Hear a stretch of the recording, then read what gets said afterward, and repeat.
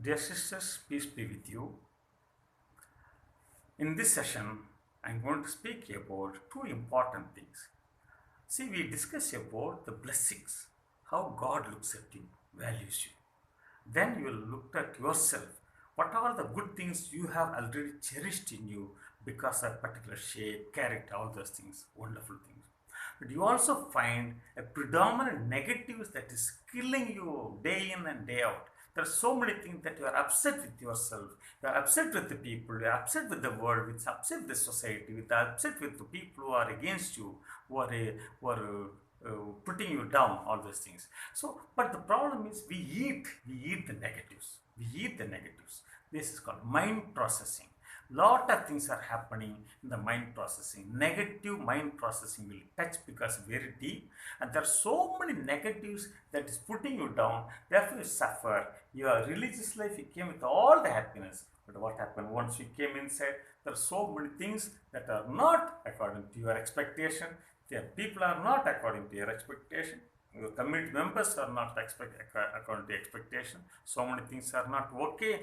Therefore, your mind processing is negative mindset leads you to negative habit, negative way of living.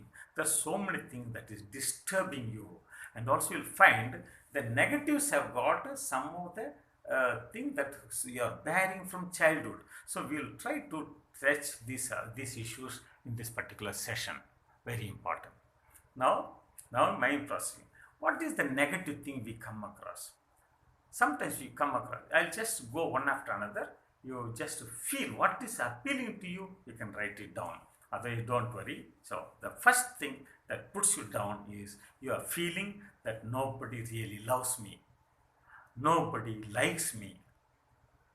Nobody wants me. Nobody wants me. They only want my work. Nobody accepts me. They don't accept. They accept that sister, that person, this person, but not me. They don't accept me. Nobody cares for me. When that particular sister, let us say Angelina, okay, that when sister Angelina is sick, 10 fellows are there in the house, in the room. When I am sick, not a single soul is coming. Nobody cares for me. Whole community. I was so serious. Nobody bothered. When that Angelina, nothing she had. She only had small thorn touched her. And so many people are after. We don't know why. Nobody cares for me. Nobody understands me. When I say certain things, immediately there's opposition. Immediately there's restriction. Immediately there's negativity. Nobody understands me. I hate life. I feel like it's a very good place, but I feel now it's a useless place. I hate the sisters. I hate my community.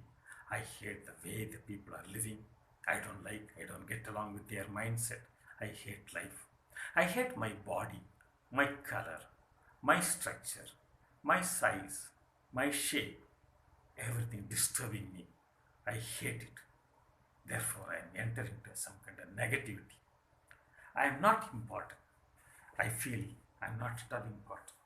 Nobody bothers about me. Even though I do lot of things, lot of activities, lot of contributions, I feel I am not important. Life is a waste garbage. Life, the whole life is gone. Whole life is ended. I'm just living, pulling on my life. I just manage my life. Nobody bothers about me. I don't know what to do. Therefore, what I do, life looks for me as a waste garbage. I hate everybody. I don't like anybody in my community, in my province, in my house, in my family, in my apostolate. I hate. People are cheating, people are not sincere. All these things come one after another. I started saying, I hate everybody. I don't want to live. What I am doing now? Just manage 3 meals, little do some work, and what to do? I don't know. People are getting good marks, school is getting good result. Therefore, what? Am I happy? No, nothing spectacular that people are appreciating, but I don't want to live. I'm in charge, I do everything, but I'm mechanical. This also is possible. I feel lonely. You don't feel lonely when you are in meditation. No, you are feeling lonely right in the midst of the crowd. All the sisters are celebrating. Wonderful. They are wishing up and down so many things. Everybody is telling you, nice drama is going on, nice dance is going on, very good school function is going on, very good batakana, chicken, fish curry, tapioca, chakka, everything is there. And all are celebrating. At the end of the day, I feel lonely because they all celebrated my birthday and not a single soul came and told me, Happy birthday, sister. This is called loneliness. In my name, the whole community enjoyed. In my name, the whole school celebrated. In my name, everybody celebrated. I spent money, but not a single person personally came and met and told me, Sister, I like you. I'm grateful to you. This is called loneliness, sisters. You may be doing 101 thing, but at the end of the day, you feel you are nobody. This is loneliness. I feel unloved. Nobody loves me. Nobody cares for me. They want my work. This is a very big, painful feeling. I am nobody here. I am nobody. I only have to be doing the work. I am here without wage. I am doing the work. I am a coolie here, but with religious habit. That's all. I am a filthy. Sometimes I feel something went wrong. I feel again and again painful. I am filthy. I am a burden to this world. I am a burden. I am a waste. I am too much. I am unwanted. This world is unjust towards me because when I am clever, when I got so much mark, when I am able to do everything, but still they didn't give me importance to for higher studies. They didn't give me importance for anything else, for my growth. This world is always favoring that particular sister, this particular sister, because she is from that family, she is from this family, she is from that language, this language. The world is unjust towards me. People are not fair towards me. People are not fair. They do one-sided. Everybody takes advantage of me. Everybody, not even one or two. Everybody takes advantage. They use me, they abuse me, they use me, utilize me. At the end, they don't bother about me. People take me for granted. People take me for granted. I feel that I am being used. Whatever they say, I feel that they are only exploiting me. I am a misfit. Whatever I say, I have my original thinking, but people don't like. I am a misfit. I feel like a doormat. Doormat. Use and throw. Use and throw. Everybody comes. This Angelina is there. They'll sit, so rub all the dust on her and go inside. And she is there. Angelina, where is she? She's a doormat. She is there just to be outside. She is there. She is a reverend sister. Yes, but what is the use? She is a doormat. You can do anything with that. I feel like that. I am angry with myself. I am angry. I don't like myself. I can't forgive myself. Sisters, sometimes this problem is there. I am a confessor. I am a missionary of mercy appointed by the Vatican in the year of mercy, one of the few priests from India. And I given this special privilege of this special confession faculty. What is reserved to the Holy See and the Pope is given to me also. Now it's even extended. Lot of people feel that I cannot forgive. I cannot forgive. I made a blunder. I played a blunder. Sisters, God forgives. God strengthens you. God accepts you. God's meaning of justice is compassion, mercifulness. He understands. He is not a judge, but he is understanding friend. So forgiveness, something what happened, I cannot forgive myself. I did that mistake, I did this mistake, I'm not fit to be a human being, I'm not fit to be a religious, I'm not good. It's a very bad, lot of things we think of negativities again and again, forget the positive that's already open to us. I'm angry with God. Because of that I am born here. Because of God I am here. Because of God I made like this. Because of God this happened. This parent, that village, this particular place, this particular state, this language group, this particular area. I am angry with the world. I feel ashamed of me. Some people don't like themselves. Sense of shame is too much. I am ashamed of my body. Some people don't like their body, their shape, their color. Some people don't like because they are a woman. I don't know whether everybody is happy with being a woman. Has anybody felt ashamed or feel bad that I should have been born a boy? At least once in your life, sisters, remember. It seems 90% of the women feel at least once in their life that they should have been born a boy. It is not a mistake of a woman, it's a mistake of the society. The society gives a lot of freedom for the boys, a lot of restriction for the girls. Every girl undergoes this kind of why this kind of freedom for boys and not for us? Everybody is equal, but where is that equality? So I am ashamed of being a woman. I am ashamed of my family. I'm not able to speak a lot. But at the same time, some people go on making big noise about family. My uncle is in London, my auntie is in Dubai, my this one. But who cares? Who cares? This is not the place to brood over your family background. This is not the place. Remember, sisters, once you take the vow, you are an orphan boy, orphan girl. You have no right to speak about your family riches, everything to the people here. This is a common place. This is where you are a sister to each other. You don't bring all the dirty stories about your London, America, Kuwait, all these things. Nothing to do here. Don't make big noise. Oh, this my uncle gave this phone. This my auntie gave this pen. Oh, that is nothing to do. It's all shameless fellows who speak like that. No more brood over. No, it's all vain glory. Some people, because that is the painful thing. You speak about each other's family here. Is it for what you become religious? Is it what for you God called you here to be here? Cut off from your family? Bring all the family here? Bring all your friends and aunties and uncles here? No. Keep them out. I am ashamed of my background. My background is a painful thing. Therefore, I brood myself. I am ashamed of my caste. This is in Tamil Nadu, Andhra, this problem is the caste system. I am ashamed of my province and congregation.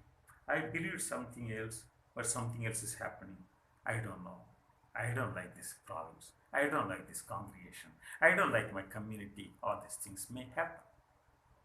I am good for nothing. I am good for nothing. So this is another very big issue that you feel that good for nothing.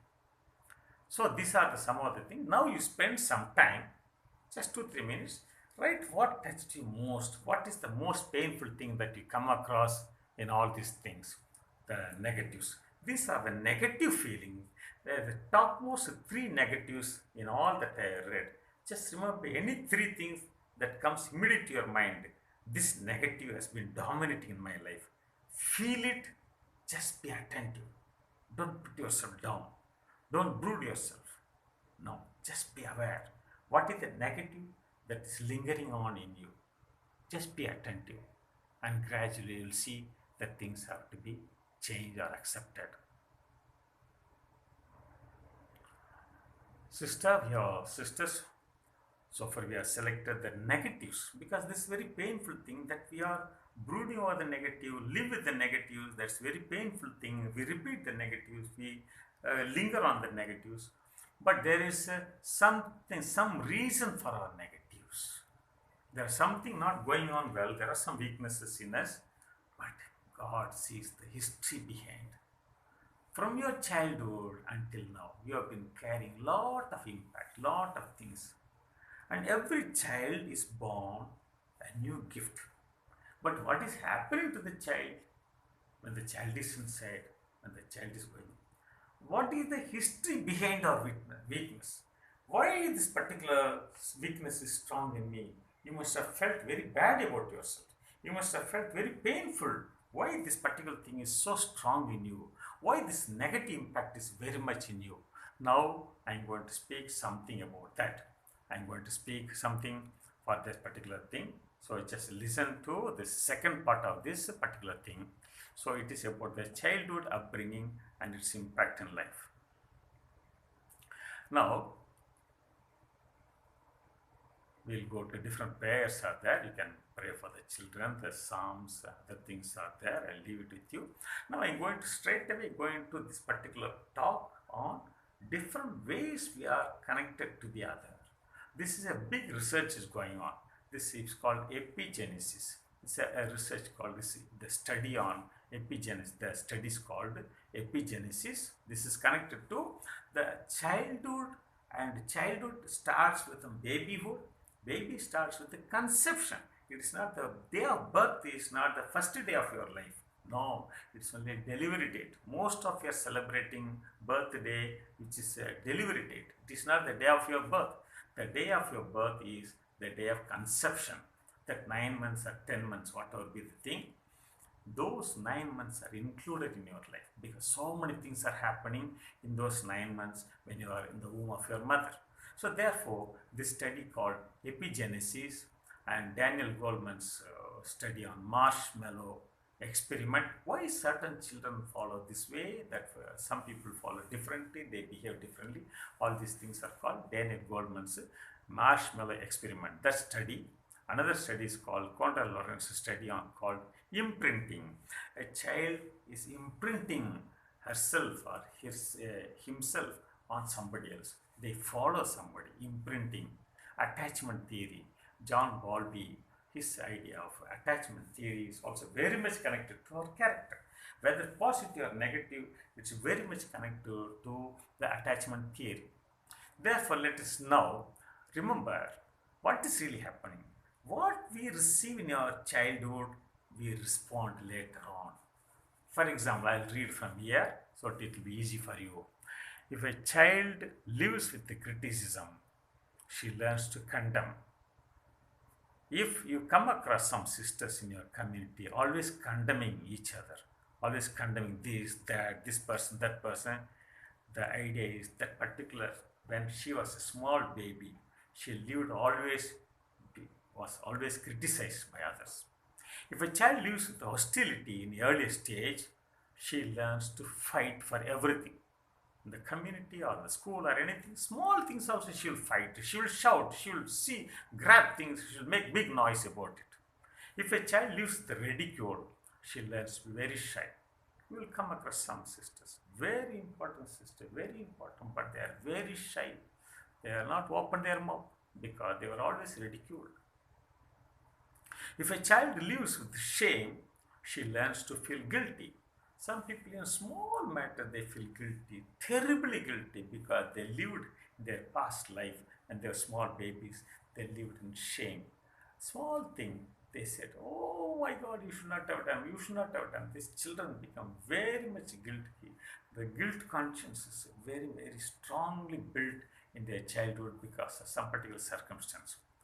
If a child lives with tolerance, she learns to be patient. If the child lives with encouragement, she learns confidence. Lot of confidence. You come across some sisters, some fathers, some brothers, some family people, lot of confidence. Why? Because they lived with lot of encouragement in their past life, in their childhood. If the child lives with praises, lot of praises in the childhood, she learns to be appreciating others. Very important. Who appreciates each other? Because they were lived with lot of praises. Sometimes in our community, you come across not a single person appreciating. They think, "Oh, if I appreciate, you should be jealous, you should become good." No, no, no. That means you are not being praised at home. You come here and make a big noise. If the child lives with fairness, she learns justice. If the child lives with security, she learns to have faith. If the child lives with approval, she learns to like himself or herself. They are approved. "Oh, I love your nose. Oh, I love your eyes. Oh, I love your color. I love your hair. I love your legs. I love your fingers." All these things, children are appreciated, approved by the parents, by the relatives, friends. All these things are very important because the child gradually she learns to like herself. If the child lives with acceptance and friendship, they learn to find love in the world. These are some of the very important things you come across, how the childhood is leading to a better possibilities for the next day. So now we'll go to child upbringing. Different prayers are there. You can spend time like this, and we'll go to child development in the next class.